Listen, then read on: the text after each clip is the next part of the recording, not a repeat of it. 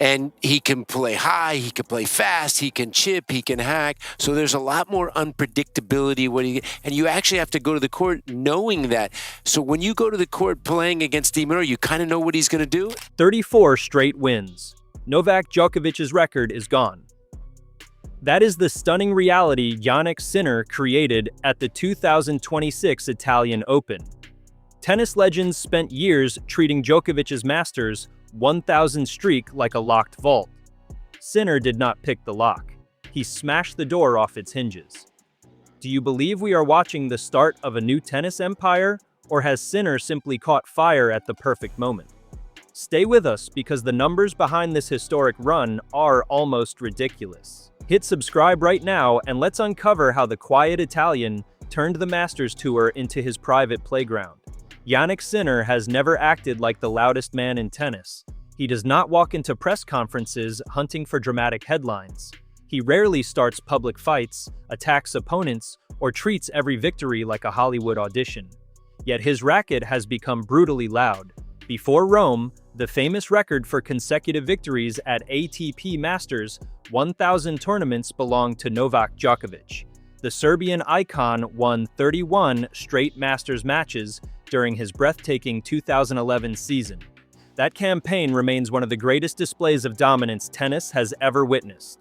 Djokovic beat almost everybody who stood across the net. Rafael Nadal could not stop him. Roger Federer struggled to slow him down.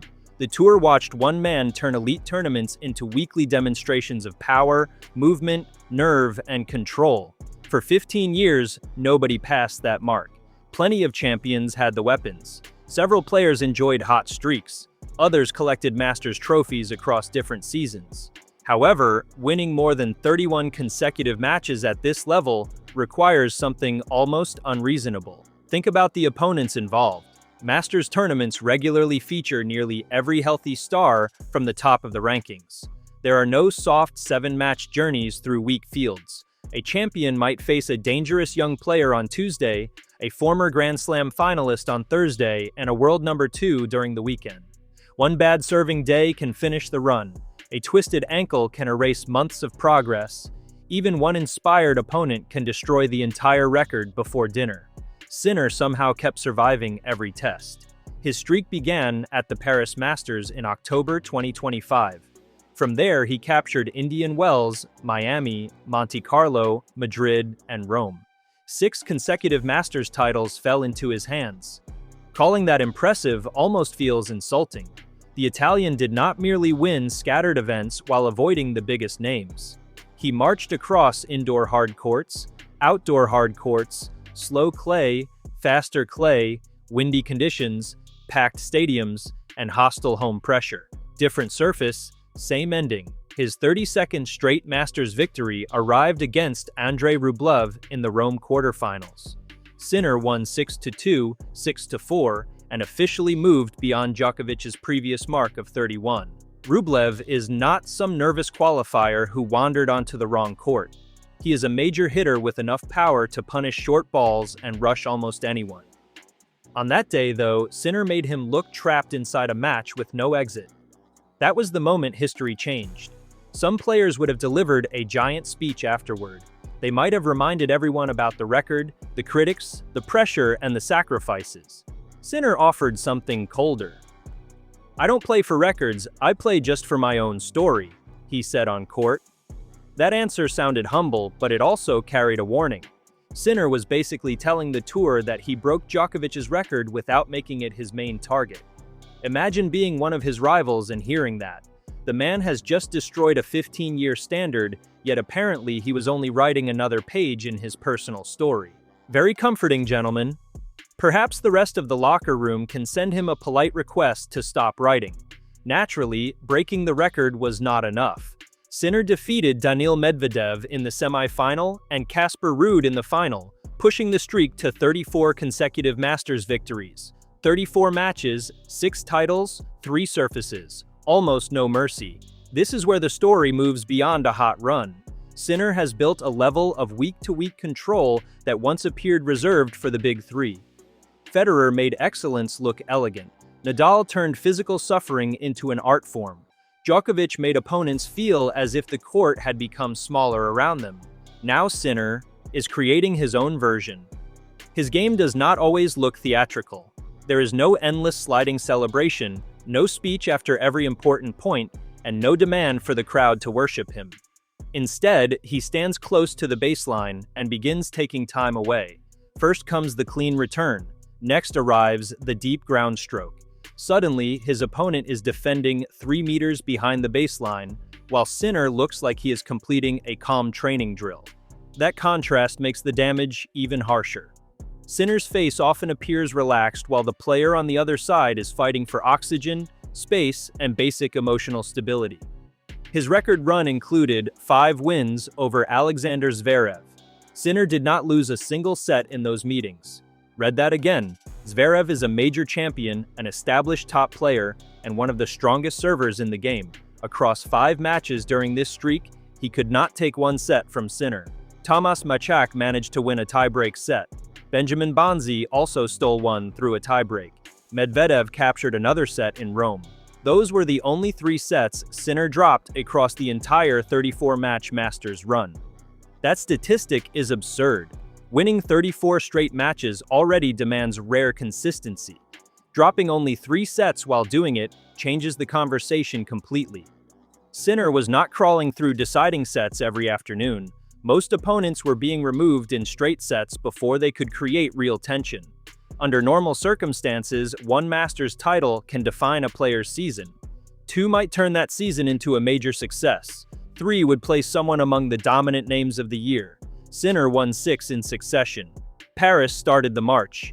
Indian Wells proved it was not an isolated burst. Miami extended his grip on hard courts. Monte Carlo showed the same game could travel to clay. Madrid turned the streak into an open warning. Rome completed the transformation into tennis history.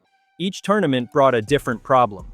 Indian Wells can produce high-bouncing conditions and slower rallies. Miami adds humidity, heat, and a lively atmosphere.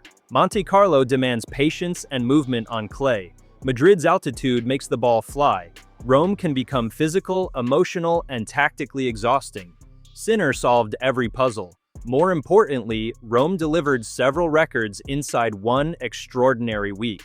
By winning the title, Sinner became the first Italian man since Adriano Panatta in 1976 to lift the Rome trophy.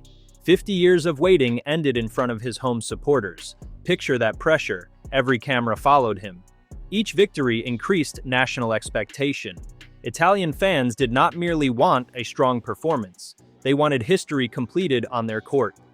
Home support can lift a player, but it can also tighten an arm. One nervous service game can become a national emergency. Every mistake produces a groan from thousands of people who desperately want the same outcome. Sinner handled it with frightening calm. His victory over Ruud also completed his collection of all 9 current Masters 1000 titles. Only Djokovic had previously achieved that career sweep. Federer never completed it. Nadal never completed it. Andy Murray never completed it. Sinner finished the set at 24 years old. Suddenly, the phrase historic record does not describe one lucky statistic. It describes a player entering rooms that tennis built for its greatest champions. That is why the reaction matters. Alexander Zverev had already admitted after losing the Madrid final that competing with Sinner had become extremely difficult. His comments did not sound like ordinary praise given during a trophy ceremony. They sounded like a top player trying to process the size of the gap. Casper Ruud offered similar respect after Rome, describing Sinner's achievement as something beyond words. These are not retired stars exaggerating from a television studio. Both men had recently stood across the net and felt the speed, accuracy, and pressure for themselves. Meanwhile, comparisons with Djokovic exploded for an obvious reason. Sinner did not break a random record buried inside an old statistics book. He passed a mark created during Djokovic's legendary 2011 season. That detail changes everything. Djokovic's 31-match run represented the standard. It came during a year when he repeatedly defeated Nadal and Federer, collected enormous titles, and transformed himself from a great player into a controlling force. Passing that number invites uncomfortable questions. Has Sinner reached a similar level of week-to-week dominance? Could his best period eventually challenge the strongest seasons of the Big Three? Are his rivals facing a temporary storm, or is this the weather forecast for the next 5 years? Nobody should rush to declare Sinner greater than Djokovic. Novak built his legacy across many seasons, all 4 Grand Slams, endless battles, and an unmatched collection of major achievements. One Masters streak cannot erase that history. Still, hiding from what Sinner has accomplished would be equally foolish. He is not chasing vague potential anymore. The trophies are real. The names he has passed are real. The players he has beaten are real. Sinner's response makes the situation even more fascinating. He openly said the record meant a lot, but he quickly shifted his attention toward the next opponent. That mentality sounds simple. In practice, it separates champions from players who become trapped by their own success. Breaking Djokovic's record could easily produce an emotional drop. The chase is over, the headlines arrive, and everyone begins offering congratulations. Focus can disappear while the player enjoys what happened. Sinner reacted by winning 2 more matches and taking the title. No long celebration interrupted the mission. No dramatic speech distracted him. History became another item inside his tennis bag, and he kept walking. Carlos Alcaraz also hangs over this entire conversation. Every modern Sinner achievement is measured against the Spanish star because their rivalry has become the center of men's tennis. Alcaraz brings creativity, explosive movement, delicate touch, and a taste for chaos. Sinner offers cleaner patterns, relentless timing, and controlled aggression. One plays like he is setting fireworks loose inside the stadium. The other behaves like an engineer quietly shutting down every emergency exit. Fans often choose sides, but tennis needs both men. Their contrast creates tension that statistics cannot fully capture. However, Sinner's Masters streak gives him a major weapon in that rivalry. Alcaraz may produce spectacular peaks, but Sinner has shown terrifying consistency across 6 consecutive elite tournaments. That is not one brilliant Sunday. It is months of refusing to disappear. A great rivalry requires each player to force improvement from the other. Sinner's record now places the pressure directly on Alcaraz and everyone else near the top. They know what the standard has become. Winning one tournament before suffering an early exit at the next event will not match Sinner's pace. Producing highlights will not be enough. Public confidence will not close the gap. Opponents must find a repeatable tactical answer. So far, that answer has remained hidden. Sinner's return position gives servers little comfort. His balance allows him to redirect pace from either side. The backhand can absorb pressure before suddenly becoming an attacking shot. His forehand has gained weight and accuracy. Better movement has removed many of the weaknesses opponents once targeted. Even the serve has become more reliable during crucial moments. Most importantly, he rarely offers cheap emotional openings. Some champions show frustration when conditions turn ugly. Others begin rushing after losing a close game. Sinner generally returns to the baseline and continues working. That calm can feel insulting to an opponent. Imagine throwing your best combination at someone, winning a magnificent point, and receiving almost no reaction. 30 seconds later, Sinner places another return near your feet. The tour does not merely have a power problem, it has a patience problem because Sinner keeps making elite players prove themselves again and again. Naturally, every dominant run eventually faces resistance. Fatigue can arrive. Injuries can interrupt rhythm. A fearless young opponent might attack without carrying the scars of previous defeats. Alcaraz can create solutions few other players even imagine. Djokovic still understands pressure better than nearly anyone. Sinner's 34-match streak will end one day. That is the nature of sport, yet the eventual loss will not remove what happened. Records are not judged by whether a streak lasted forever. They matter because someone traveled farther than every player before him. Sinner has already done that at Masters level. The bigger question concerns what comes next. Does this run become the foundation of a season that challenges the best campaigns in modern tennis? Can he continue collecting major titles while defending this extraordinary Masters standard?